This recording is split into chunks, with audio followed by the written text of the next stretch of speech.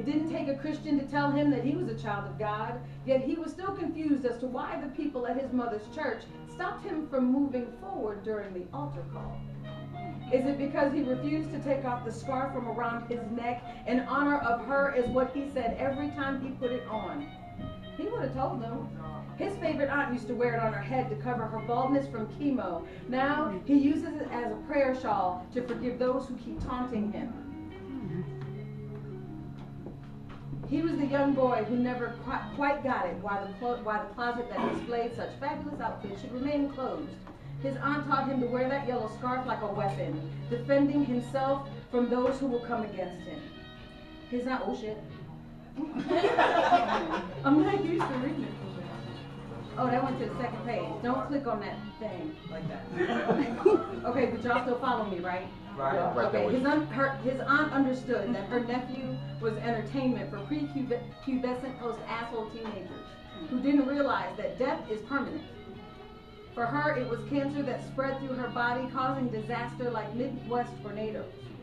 For him, it was hate speech that came out of the fists of his classmates and the prayers of the congregation. He couldn't go to the candy store without being called a candy ass.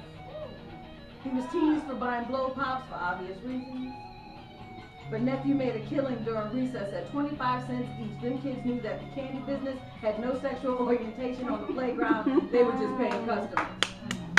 But come class time, these customers grew horns. Still every day he put on that yellow scarf as a matador's cape to slay all the bullies. He smiled at the same teacher who ignored his limp wrist, pointing in the direction of the kids who forced him to drink toilet water. The same teacher later fired for Facebook pics posted of them doing body shots on a stripper. Sent yearly Christmas cards to family members who disregarded him at barbecues. He gave love offerings to the pastor who wouldn't let him stand at the altar to commit his life to Christ. That same pastor was caught on tape tweaking and soliciting an underage prostitute while wearing a Speedo and a cowboy hat.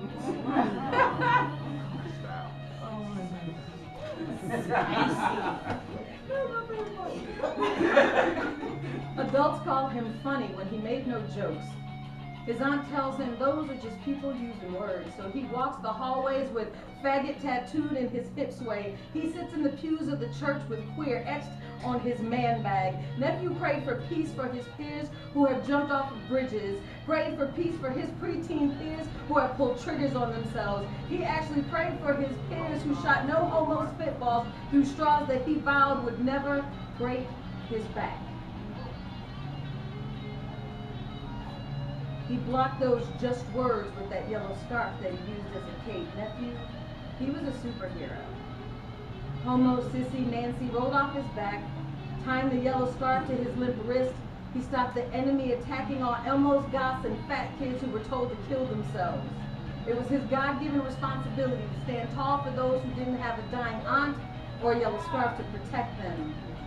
One day, coming out of the corner candy store, some bullies caught him off guard, grabbed the yellow scarf, made him reach for it, higher and higher, backing him up into the street, but he didn't see that car coming. The bullies watched in awe as the yellow scarf swirled around their heads and flew up into the sky. The story is, you can never kill the spirit of a superhero.